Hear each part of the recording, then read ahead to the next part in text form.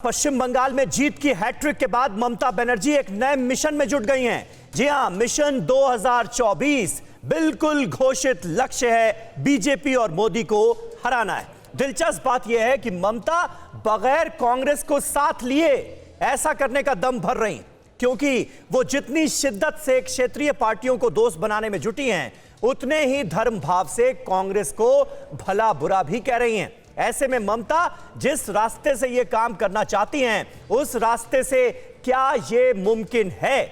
सबसे पहले आइए यही समझते हैं कि ममता बनर्जी का ये जो मिशन है, ये जो राह है, इसमें 9 मुश्किलें कौन कौन सी हैं, क्योंकि ये बड़ा टारगेट सेट करने की कोशिश ममता बनर्जी इन दिनों कर रही हैं। और जो तमाम सियासी मेल मुलाकातों का दौर चल रहा है ममता बनर्जी का, उससे क्या जाहिर हो रहा है ये हम जानते हैं। लेकिन अब इस राह में कांटे कहां कहां हैं, 9 मुश्किलें क्या हैं, ये देखिए। 2024 में कांग्रेस को माइनस कर बीजेपी को हराना आसान नजर नहीं आता, पहली बात तो ये है। और कांग्रेस से दुश्मनी बढ़ाना ममता की संभावनाओं के खिलाफ ही जा सकता है। अब क्षेत्रीय पार्टियों का जहां तक सवाल है, क्षेत्रीय पार्टियों को अपनी स्थानीय राजनीति में ममता से लाभ की उम्मीद कम ही होगी। ऐसे में क्षेत्रीय पार्टियां ममता के अम्ब्रेला के तहत साथ आएंगी, यह भी एक मुश्किल कवायद होगी। टीएमसी का विस्तार, ममता बनर्जी की पार्टी का विस्तार कांग्रेस समेत कुछ क्षेत्रीय पार्टियों को भी परेशान करेगा। अब आउटसाइडर का जहां तक जिक्र किया जाए तो बीजेपी को बाहरी बताकर बंगाल जीतने वाली ममता से खुद क्या यह सवाल नहीं पूछा जाएगा, यह भी एक बड़ी बात है।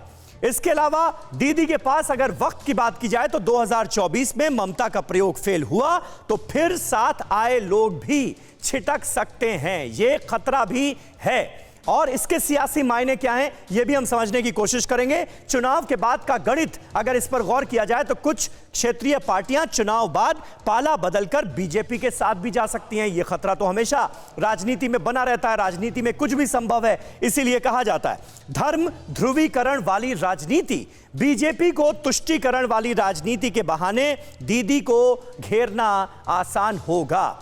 इसके अलावा तुनक मिजाजी जो है उसको लेकर आपको बता दें कि गठबंधन की राजनीति में दोस्त की तलाश हमेशा रहती है, ममता दुश्मन बनाने में देर नहीं करती। और देखिए ममता बनर्जी ने कांग्रेस पार्टी पर जो हमले बोले तो कांग्रेस पार्टी भी अब यह तय करती हुई नजर आ रही है कि अब जोरदार हमला उनकी तरफ से भी होगा ममता दीदी पर, जो पहले नहीं होता था।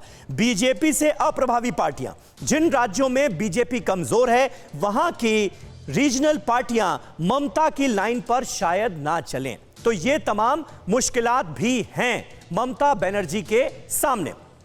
लेकिन फिर भी ममता कांग्रेस के अलावा पूरे विपक्ष को बीजेपी के खिलाफ एकजुट करने की राह पर चल पड़ी हैं।